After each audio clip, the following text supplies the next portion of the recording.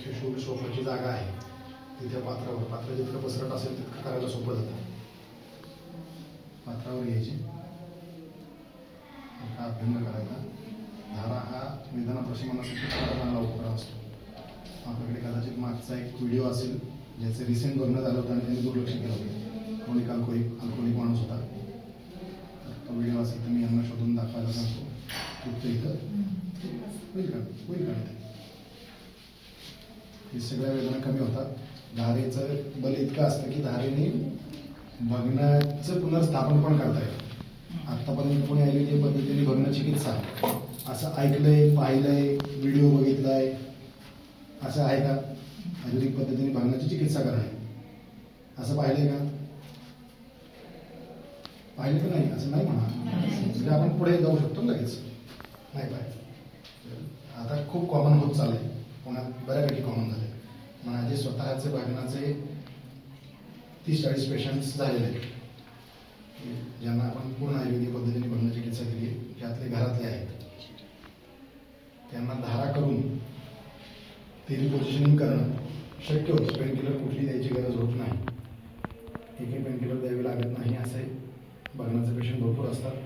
त्यातले आता मी असं गॅरंटेड सांगू शकतो की जे माझ्या घरातले, कारण बाहेरच्या पेशंटचं त्यांनी खाल्ली असेल परस्पर तर माहीत नाही की आपल्याला नाही म्हणतात असं होऊ शकतं.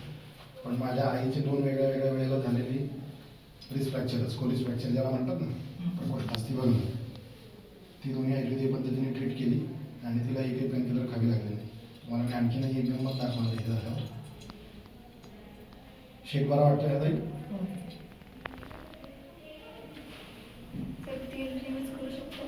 रिसायकल करून हेच तेल त्यांना आता अभ्यंगासाठी त्यांना धारा घरी टेम्परेचर नाही म्हणून जेव्हा आपण पेशंट रिपीटेडली बोलवतो तर हे तेल 4 दिवस रिसायकल करून वापरता येतं.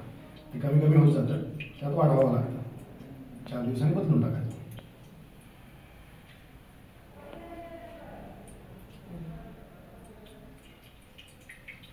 गॅन्युलर सिस्ट वरती करता येईल का? गॅन्युलर सिस्ट करता येईल. कशासाठी करायचं हे ठरवायचं.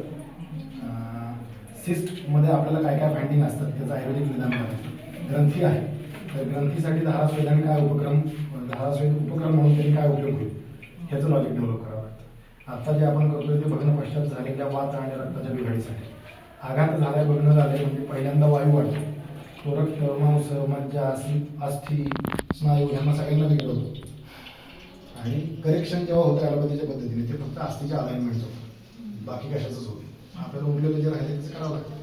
त्याची आता तयारी साधारण अशी आहे की आम्ही परत सर्जरी करून तो रॉड काढून टाकू. त्याची गरज पडणार नाही. म्हणजे माझे इतके वेगळे वेगळे अनुभव आहेत. एक आजोबा माझ्याकडे पेशंट म्हणून यायचे 70-72 वर्षाचे आणि त्यांना कुष्ठ होतं आणि त्यांना पथ्य म्हणून असं सांगितलं की पुढचे 2 महिने ज्वारीची भाकरी आणि मुगाचं कठण सोडून काही खाऊ नका. आणि ते आधी रडायला लागले. तर मी म्हणतो तुम्हाला काय झालं, रडायला काय झालं तुम्हाला? ज्वारीच तर बंद झाली ना आमची घरातली भाकरी. कारण माझे दोन्ही हात मोडले होते ॲक्सिडेंटमध्ये. त्याच्यानंतर मला थांबता येत नाही आणि मग स्वयंपाकाला जी बाई येते ती म्हणते की मला भाकरी करता येते. त्यामुळे आमच्या भाकरी बंद झाली.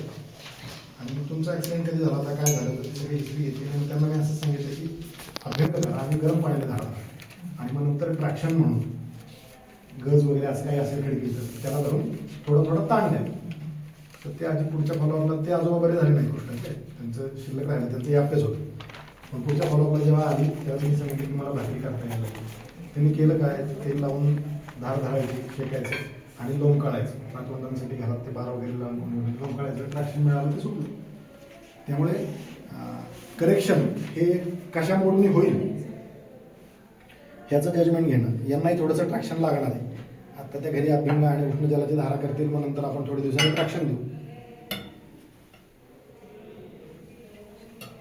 आपण आयुर्वेदिक पद्धतीने काय काय ट्रीट करू शकतो हे जोपर्यंत आपण त्याचं धाडस करत नाही ना तोपर्यंत होत नाही. एक गोष्ट व्यवहारात बसली तर पुढची झाली पाहिजे जे पुस्तकात आपल्याला लिहिली. आत्ता धार धरल्यावर आग होती का चुणचुणते?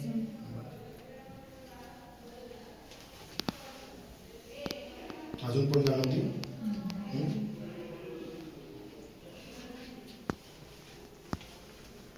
चटका नाही जाणवणार जास्त. इंडक्शन प्लेट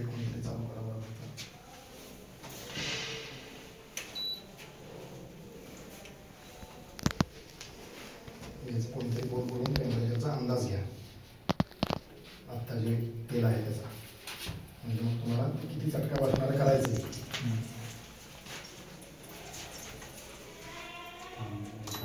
जेव्हा वात खूप बलवान असतो, सगळं थंड पडलेलं असतं, तेव्हा याच्यापेक्षा गरम पडलं. फ्रीजिंग कोल्ड सांधे करून काही काही पेशंट येतात तुमच्याकडे.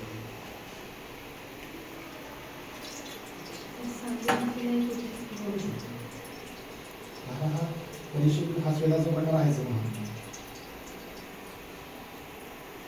हा स्वेद खोलवर जातो. फक्त हा पिंडस्वेदासारखा फारसा भ्रूमण नाही, उपक्रम म्हणून. म्हणजे महानारायणाची गेली की भ्रूमण होणारच, पण उदाहरण हा भ्रूमण होतो. त्यामुळे संघ घालून खोलवर स्वेद जाणे असं काम अशी होऊन मरणाच्या असे जे पेशंट असतात ना, की ज्यांना खूपही कधीतरी झालेलं आहे, त्यांना नंतर पिंडस्वेद पण करावं लागतं.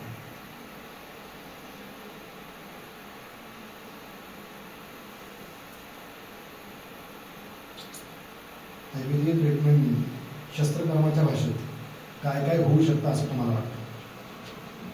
जसं मी आता सांगितलं की